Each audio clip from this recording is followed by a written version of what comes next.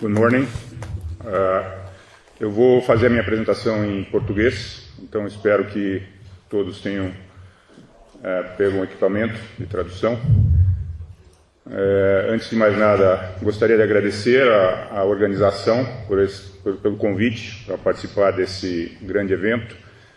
Para mim foi uma satisfação o dia de ontem, o que eu ouvi, e talvez o que mais me marcou ontem das apresentações e que eu achei bastante produtivo foi a mensagem de contínua melhoria, né? Eu acho que isso para mim é uma mudança bastante significativa na maneira de se abordar estas questões, ao invés de se estabelecer alguns parâmetros fixos onde muitas vezes difíceis de se atingir num primeiro momento, né, mas partir da onde estamos para uma contínua melhoria. Isso seguramente vai garantir uma evolução, vai garantir a implementação, vai garantir mais engajamento de todos para que a gente possa evoluir cada vez mais e conseguir, então, produzir mais com menos, o que é essencial.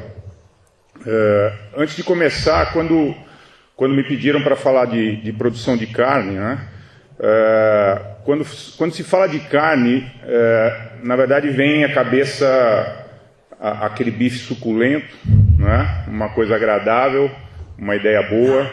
Falar em se alimentar bem, é uma coisa prazerosa, para mim pelo menos, eu acho que para todo mundo. Para os brasileiros em especial, né, comer um churrasco é tradição, é parte da nossa cultura. Então, eu não sei quantos de vocês tiveram oportunidade de ir a uma churrascaria aqui. Levanta a mão para mim, por favor, quem não é brasileiro, quem é estrangeiro, está aqui pela primeira vez no Brasil. Grande parte, interessante. Quantos de vocês tiveram já a oportunidade de ir a uma churrascaria brasileira? Levanta a mão, por favor. Ótimo. Então, eu espero e acredito que vocês tiveram boas experiências. Hoje, ao chegar aqui, eu estava ouvindo um participante reportando ali ao pessoal da mesa ali a experiência que teve ontem à noite e que foi muito boa, né?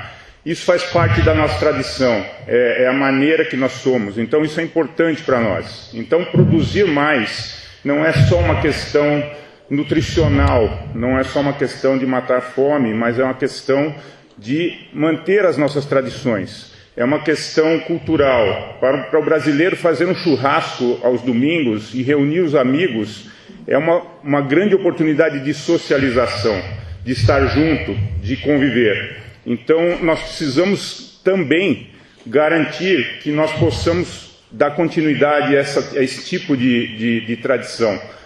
E que em muitos outros povos também ocorre da mesma maneira. Então, a carne, ela traz essa sensação boa, né? Ela proporciona esses momentos agradáveis. E mais que isso, eu não sei onde é que eu mudo aqui o slide, além dessa sensação, ou dessa questão cultural, dessa questão de convivência, a carne também nos traz outros benefícios, do lado nutricional, obviamente, né? E ela é uma fonte muito importante de ferro, é uma fonte importante de vitamina B12, é uma fonte importante de proteína, de aminoácidos essenciais, né? E além disso, os animais que produzem a carne, né, os bovinos e os bubalinos, eles também permitem ou nos ajudam a produzir uma proteína de altíssima qualidade a partir de alimentos que nós não teríamos condições de aproveitar. Eu, particularmente, sou encantado com esses animais. Eu tenho um background como nutricionista e sempre me encantou fazer a nutrição dos ruminantes em função dessa possibilidade que eles têm de utilizar alimentos subprodutos fibrosos, por exemplo, que de outra forma não poderiam ser usados por outros animais, e transformá-los, então, em algo extremamente nobre, como a carne e como o leite. Isso é uma coisa maravilhosa que nós temos que fomentar, nós temos que manter. Além disso, poder produzir em terras onde normalmente não se pode produzir outras culturas. Adicionalmente, a carne tem outras vantagens ou outra importância, né? Existem estudos, ou este estudo em particular, feito no Quênia, que avaliou estudantes, 5 grupos, por 5 períodos escolares, estudantes que receberam dietas tradicionais locais, que eram deficientes, ou dietas suplementadas com energia, simplesmente, a partir de óleos, com dietas suplementadas com leite ou carne.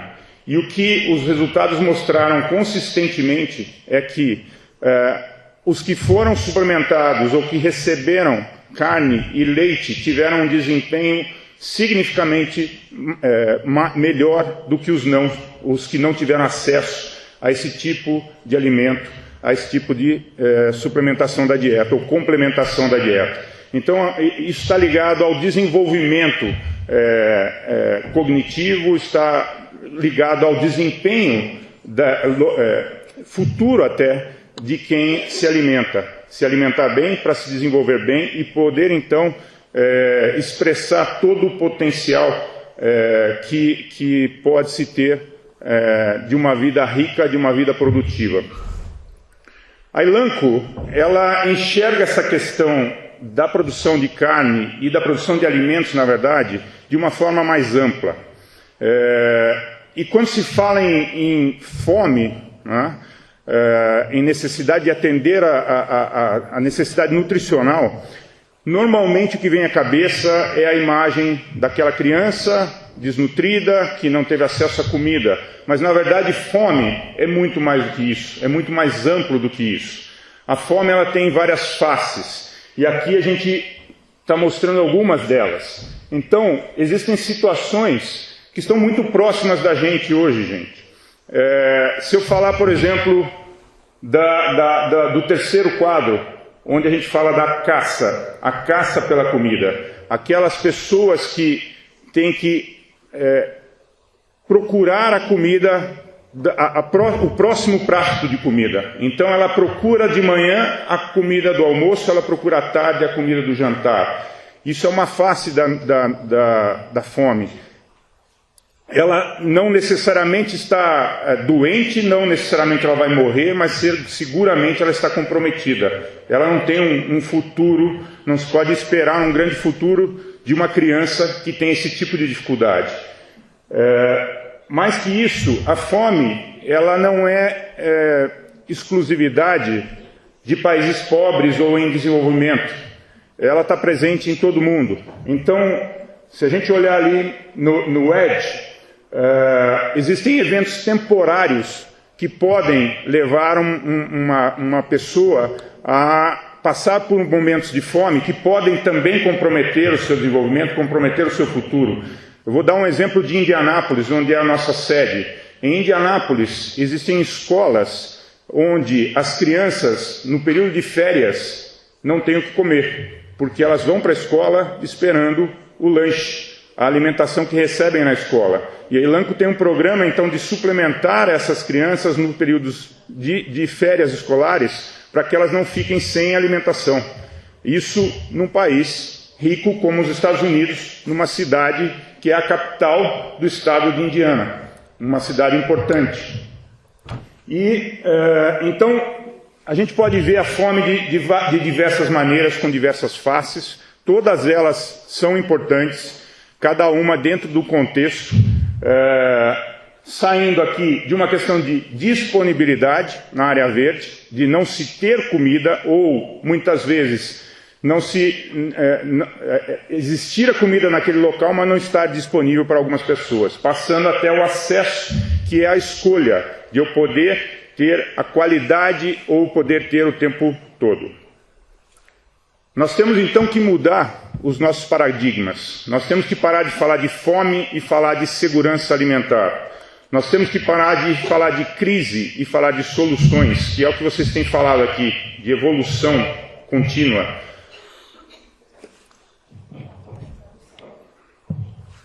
Nós temos que parar nós temos que parar de escutar e tomar ações, nós temos que agir. Nós temos que parar de discutir o tema e passar a nos movimentar. Nós temos que agir, porque nós já temos o suficiente de fome, não podemos ter mais, nós precisamos lutar contra isso. E essa é a causa que a Elanco se propôs. A pergunta que não quer calar é: em 2050 nós vamos ter alimento suficiente para alimentar a nossa população, a população global?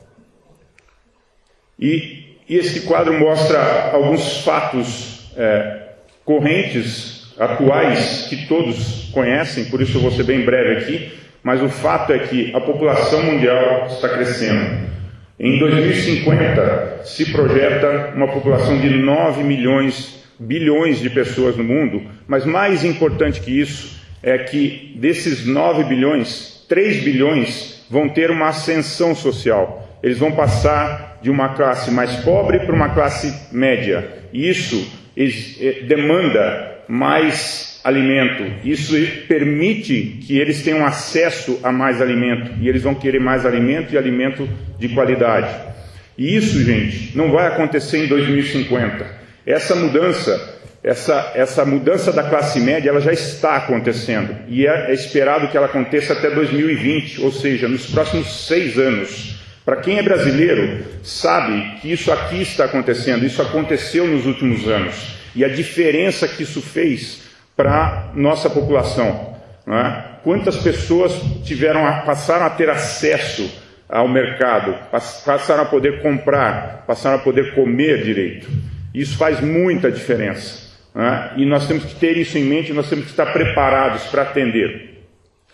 Mais do que isso, a FAO também, vocês todos conhecem o documento que diz que 70% do alimento que vai ser demandado vai vir de inovação. No caso da proteína animal, gente, esse número é 60%. 60% da proteína animal adicional que é necessária, ela vai vir, ou deverá vir, de inovação, porque não há área para produzir a mais, não é sustentável produzir a mais. E o World Wide Fund, que tem representantes aqui, também já nos mostrou que nós estamos consumindo mais recursos do que é possível renovar dentro de um ano, e a cada ano isso só piora. Então, nós, em 2013, gastamos um ano de recursos, 1 ano e meio de recursos em um ano, ou seja, em agosto nós já gastamos todos os recursos que deveríamos ter gasto. É a mesma coisa que pegar o orçamento e gastar ele antes do fim do mês ou antes do fim do ano.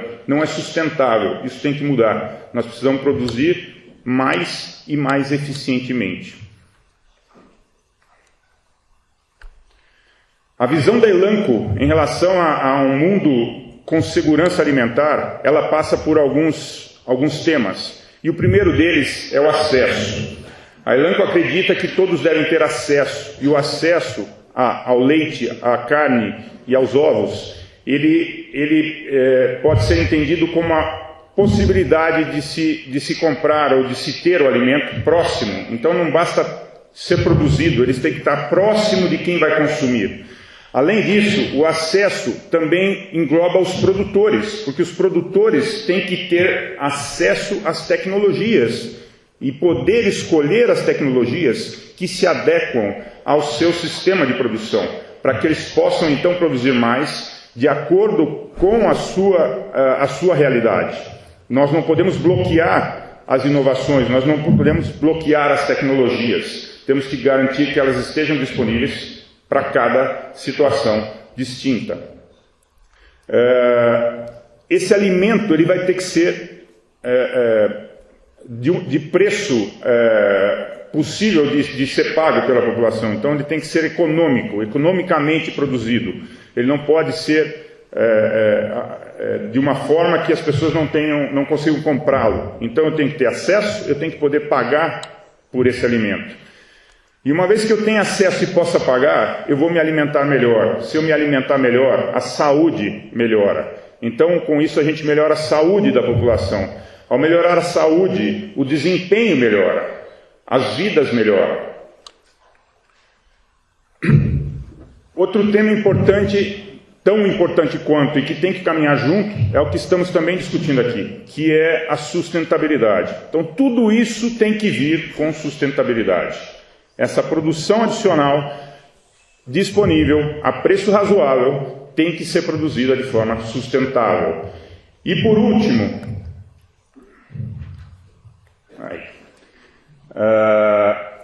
isso tudo junto, gente, vai proporcionar mais estabilidade. Um antigo prêmio Nobel disse, eu não me lembro agora o nome dele, mas ele disse que não existe estabilidade com o estômago vazio. Muitos dos conflitos que ocorrem ao redor do mundo são decorrentes da fome, da falta de comida.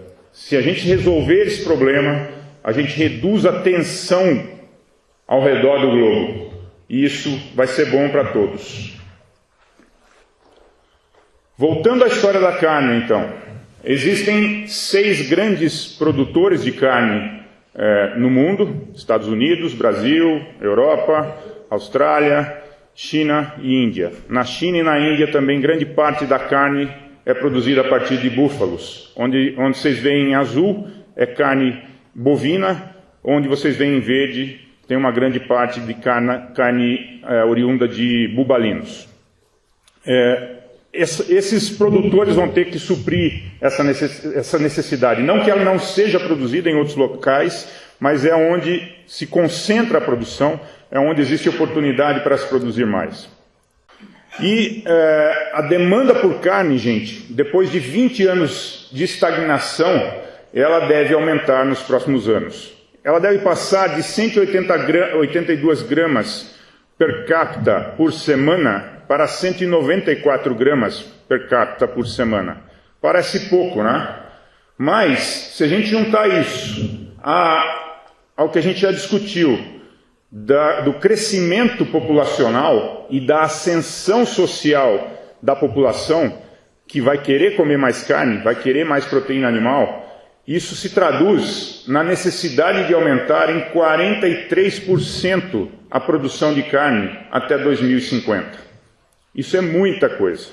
Tá? É um desafio bastante grande. E nós não podemos negar isso à população. Nós temos que produzir. E como é que nós vamos fazer isso então, gente? Como é que nós vamos atender essa demanda?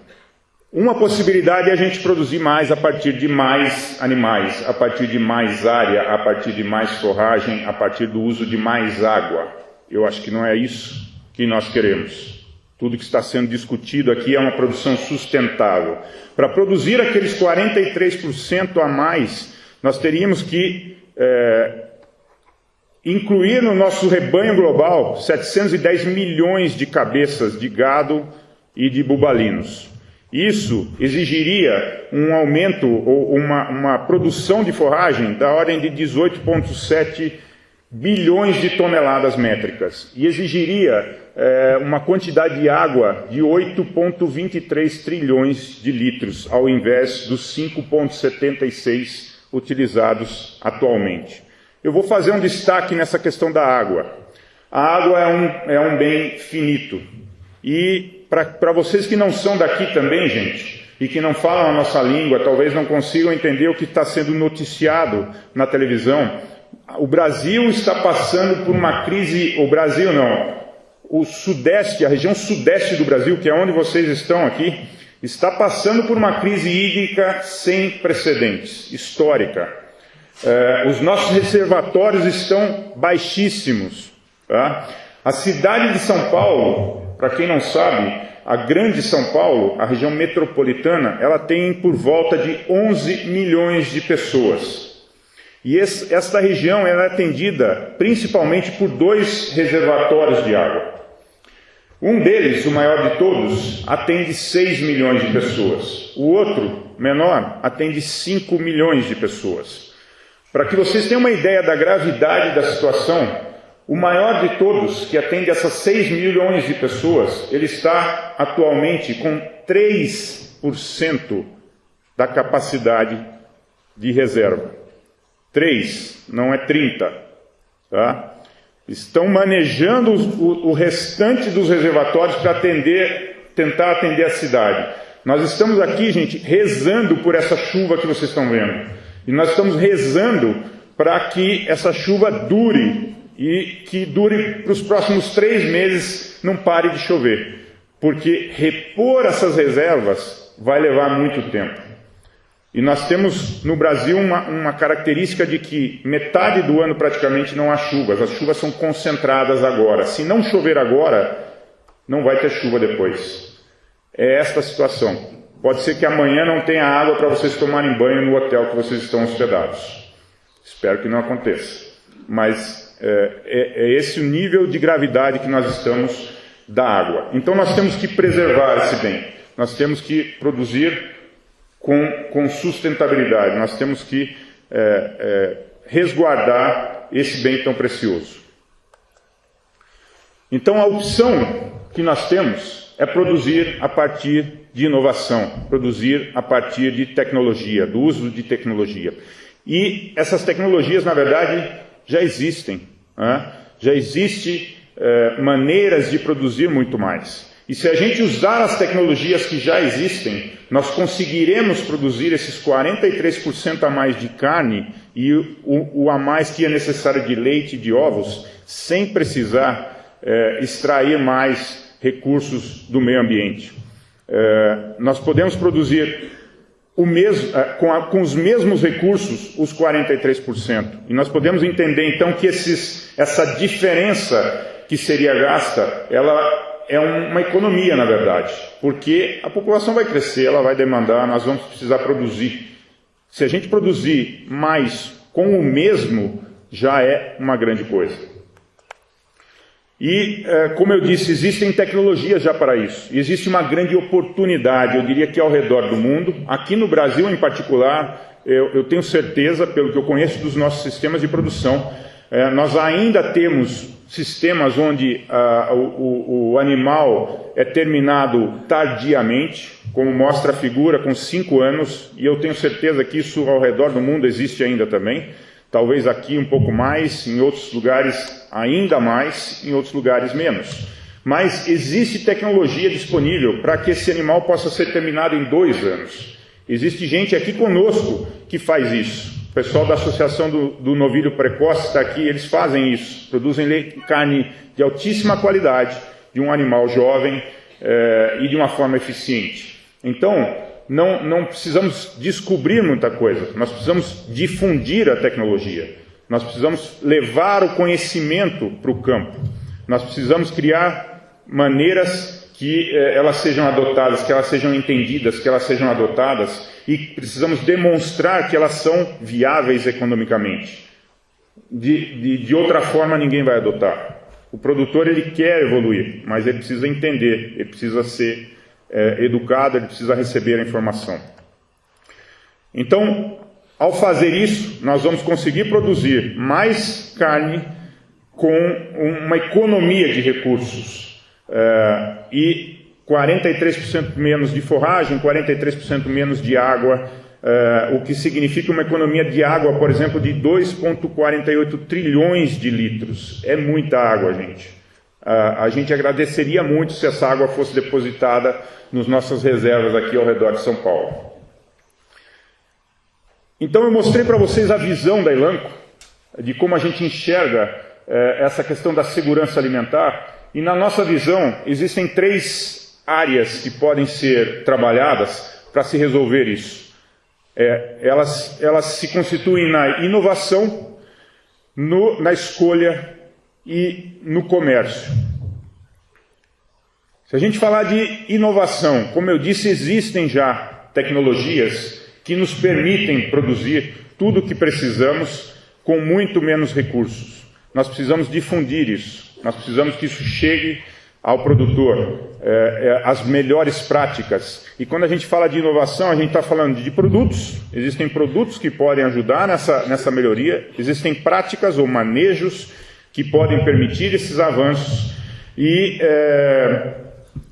isso tudo em conjunto vai permitir, então, que a gente atinja nossos objetivos.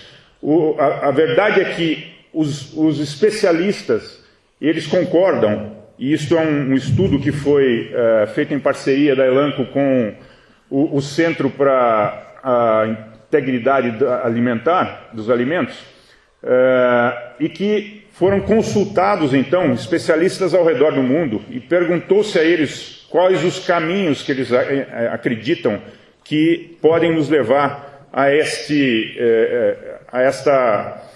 objetivo de produzir mais com menos. E eles foram bastante unânimes em dizer que tudo gira em torno de um melhor uso da tecnologia. Precisamos de políticas públicas que incentivem o uso de tecnologias, precisamos que ela seja adotada, precisamos de educação do nosso produtor, educação do nosso consumidor também, né? E existem outras possibilidades menos atraentes ou menos impactantes que podem contribuir para isso também. O fato é que nós temos que estar atentos também que nem sempre o nosso consumidor pensa igual aos especialistas, né? Então, para alguns tópicos onde os especialistas deram notas mais altas, os consumidores não consideraram tão importante. E para alguns outros, na visão do consumidor, a oportunidade é maior. Isso foi discutido ontem aqui em algumas palestras, né? O consumidor, ele tem um entendimento diferente, ele tem algumas crenças que são levadas a ele até através da comunicação. E nós precisamos aprender também a nos comunicarmos melhor com os consumidores, para que eles entendam os benefícios das tecnologias, para que eles aceitem as tecnologias. E nós estamos dispostos a fazer parcerias com quem estiver interessado para fazer essa promoção. A Elanco tem trabalhado muito para tentar entender essa visão do consumidor. E nós precisamos garantir, na verdade, que o consumidor tenha escolhas. Nós defendemos que se tenha escolhas, que se possa produzir das mais variadas maneiras, produzir alimentos da forma que o consumidor quiser. O que nós não podemos é bloquear as tecnologias. Escolher uma e dizer que aquela é a correta ou que outra não é permitida. O produtor tem que ter escolhas, o consumidor tem que ter escolhas. E elas têm que estar acessíveis. Nós temos que trabalhar de uma forma diferente, gente. Isso foi comentado ontem em algumas palestras brilhantes aqui também. Antigamente, a informação, ela era, eu diria que um monopólio de grandes empresas de comunicação, de grandes jornais, de grandes redes de televisão. E eu ouvi algo muito interessante ontem aqui, que a gente tinha comunicação de massa. Então, a televisão ou grandes jornais decidiam o que era importante e colocavam nas manchetes. E aí todo mundo ia prestar atenção naquilo e achar aquilo importante, porque era o que estava nas manchetes. Hoje, ao invés de comunicação de massa, nós temos uma massa de comunicadores. Cada um de nós pode comunicar o que pensa, o que acha, o que acredita. E isso tem muita força, porque vocês seguramente participam de redes sociais e sabem como a informação circula. Eu vou dar um exemplo recente aqui no Brasil. Nós tivemos eleições há 2 semanas. A nossa presidente foi reeleita por uma margem apertadíssima. Ela ganhou com 51,6% dos votos, contra um segundo candidato. Então, o país ficou dividido, gente. Dividido, inclusive, geograficamente. Do centro para cima, a população votou para a reeleição da presidente. Do centro para baixo, votou-se na mudança, num outro candidato. Isso gerou acirradas trocas de informações pelas redes. Tá? Eu recebia dezenas de WhatsApps, de e-mails todos os dias, argumentando a favor de um, contra o outro, de acordo com a crença de quem estava mandando. E isso movimentou as eleições, isso impactou as eleições. Foi um movimento até pensado e solicitado pelos candidatos. Eles pediam: faça a sua comunicação, influencie o seu vizinho, influencie o seu amigo, para que ele vote conosco. Isso tem um poder muito grande, e nós temos que aprender a entender e a usar isso também. Nós temos, na verdade, que nos tornarmos ativistas. Nós temos que defender aquilo que nós acreditamos da mesma forma que alguns grupos defendem posições contrárias. Todos têm o direito de defender o que quiserem, mas cada um tem que fazer os seus argumentos. Se nós ficarmos numa situação passiva e aceitarmos simplesmente as ideias, as imposições de outros grupos, aí as coisas talvez não evoluam como a gente acredita que deveriam. Outra questão importante quando a gente entende opinião de consumidor é como essa opinião foi coletada. No passado, se fazia pesquisa através de perguntas direcionadas. Então, se eu perguntar aqui, fizer uma enquete aqui dentro e perguntar para vocês querem comer carne com hormônio? Eu tenho certeza que 100% aqui vai falar que não. Porque isso não é uma coisa que soa bem. Todo mundo teme isso. Né? Independente se é seguro ou não é seguro, gente. Mas ninguém vai querer. Eu estou induzindo uma resposta. E aí eu vou tirar a conclusão que vocês se preocupam se a carne tem hormônio ou não. Eu pergunto, quem foi na churrascaria ontem à noite pensou se essa carne tinha hormônio ou não? Provavelmente não. Vocês comeram e acharam muito bom. Tá? Hoje nós temos que fazer pesquisa de opinião sem induzir a resposta. Nós temos que tentar entender o que passa pela cabeça do consumidor, mas de uma forma aberta. Então a pergunta tem que ser: o que você considera quando você faz a escolha da sua carne? Ou algo como isso, para que ele possa expressar livremente o que realmente o preocupa, o que realmente ele leva em consideração quando ele vai fazer a escolha. Outra coisa que era muito comum, talvez ainda seja, as grandes empresas, principalmente as empresas que vendem produto para o consumidor final, né, elas se valem, muitas vezes, do número de chamadas que elas recebem no serviço de atendimento ao consumidor para tomar as decisões. Então, se muita gente começar a ligar e falar que não quero alguma coisa, qualquer que seja, aí se interpreta que o consumidor não quer aquilo. E aí se limita o acesso ou o uso, a possibilidade de uso de algumas tecnologias. Nem sempre isso é verdadeiro, porque, na verdade, existem pessoas interessadas em defender pontos de vista específicos que ativamente trabalham para isso. E, muitas vezes, numa chamada telefônica, não é possível identificar o verdadeiro intuito daquela pessoa, a verdadeira intenção. Então, não podemos nos valer disso para tomar as decisões. Existe hoje a possibilidade de avaliar o hábito de consumo dos consumidores, através do Big Data, através de cartão de crédito. A gente sabe o que eles compram, como eles compram, aonde eles compram. E isso sim tem um grande valor, porque isso reflete o que realmente ele faz, não o que ele pensa. Ele pode até querer algo, mas na hora de comprar, ele vai comprar diferente. Ou ele pode dizer que quer algo, mas ele, na hora de comprar, a decisão dele não é necessariamente baseada naquilo que ele está dizendo. E nós temos que ter isso em mente e considerar. Outra coisa muito importante hoje é a mídia social, como eu disse, e existem maneiras de monitorar isso. A Elanco faz isso, gente, e ela está disposta a compartilhar isso com quem quiser, quem tiver interesse de usar isso de uma forma produtiva. Então, hoje é possível rastrear a movimentação da informação e rastrear algumas palavras-chave para se saber o que realmente está sendo comentado na mídia, o que as pessoas estão falando. Né? Então você pode, naquela forma gráfica que existe ali em cima, contar quantas menções foram feitas sobre um determinado tema. Ou na forma daquela nuvem de palavras, onde o tamanho da palavra é a importância ou é a frequência com que ela está sendo citada.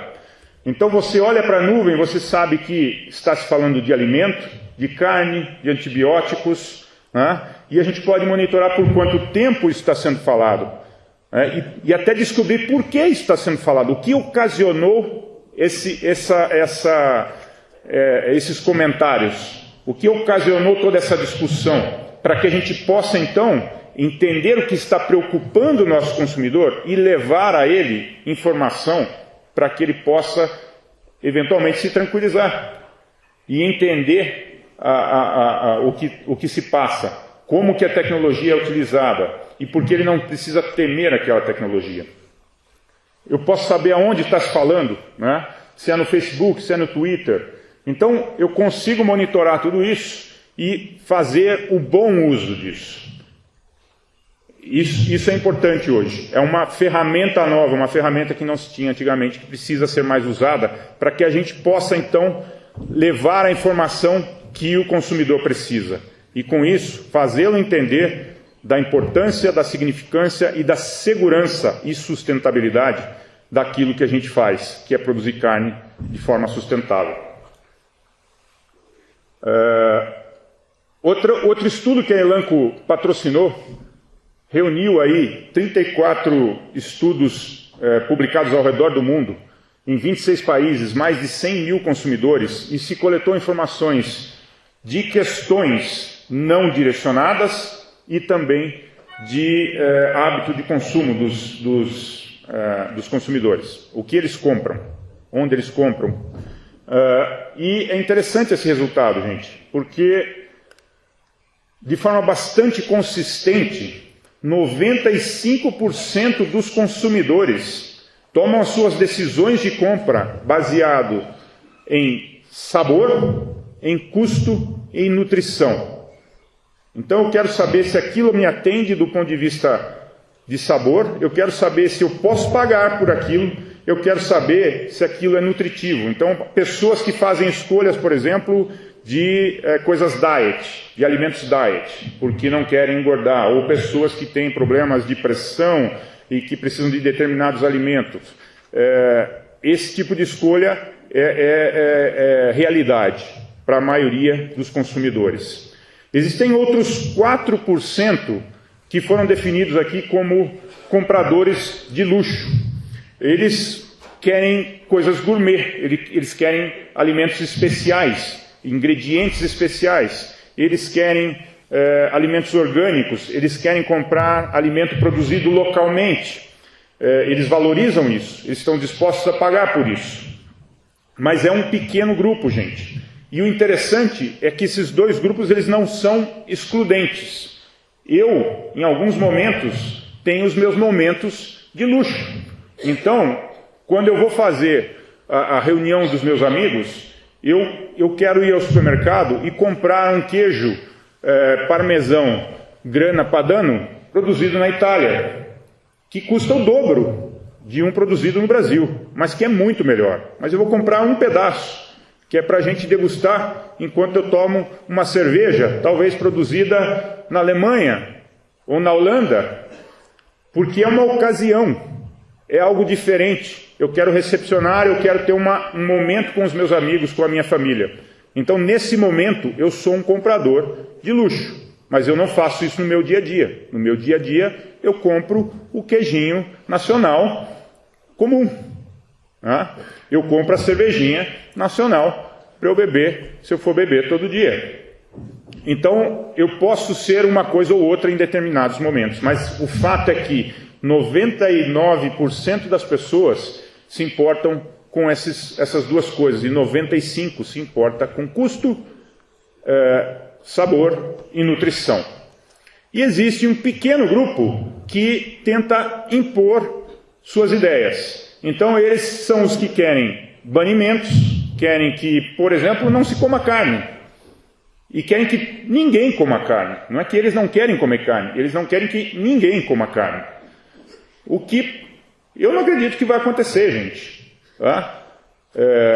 Eu não vou deixar de comer carne, não sei de vocês, mas eu acredito que as pessoas que estão aqui trabalhando pela produção sustentável de carne não querem isso, né? E eu, pelas pessoas que eu conheço, eu acho que é a grande maioria.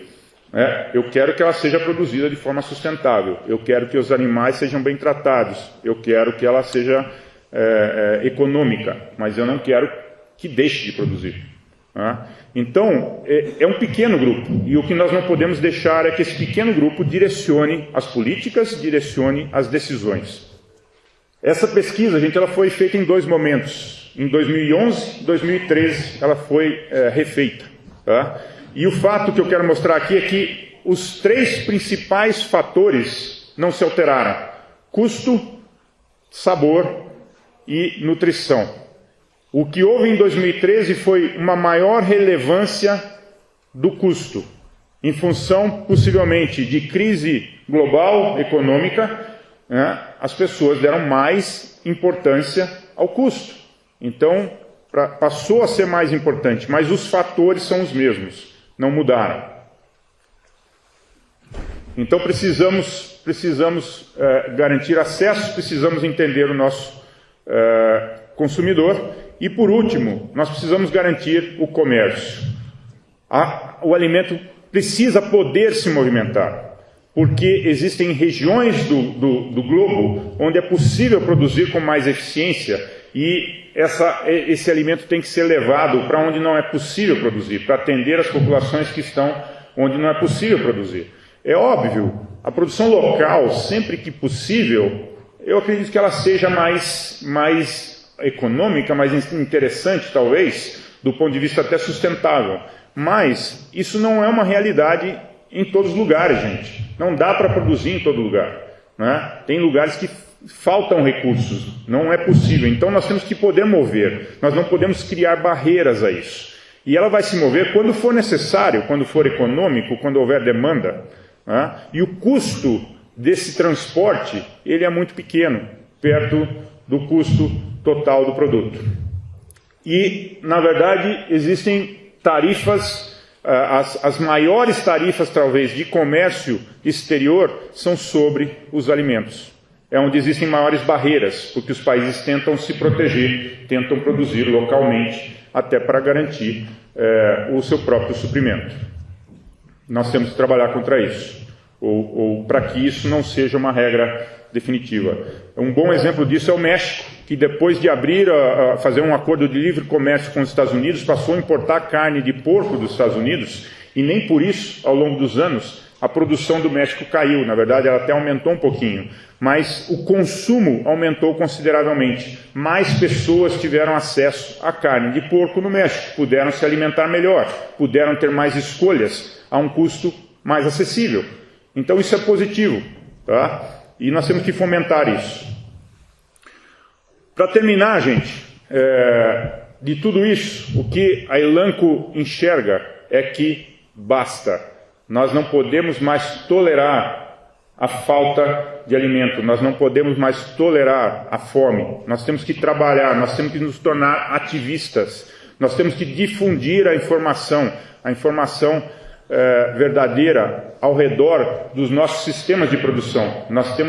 As pessoas têm que entender, têm que ter consciência da produção sustentável e dessa constante evolução que está se falando aqui. Ela tem que ser comunicada, isso foi falado ontem também. Temos que encontrar maneiras de melhor comunicar a nossa produção, a segurança e a sustentabilidade da nossa produção. Por isso eu convido vocês a se juntarem a nós. A Elanco lançou o movimento Enough e vocês podem visitar a página aqui do sensibletable.com e se juntar a nós. Se inscrevam e a Elanco vai promover, através dessas mídias, a troca de informações para que ela possa ser difundida e cada um de vocês possa repassar e multiplicar essa informação para que a população em geral possa cada vez mais estar mais informada e possa tomar melhores decisões. Era isso que eu tinha para falar. Agradeço o tempo e a atenção de todos. Muito obrigado.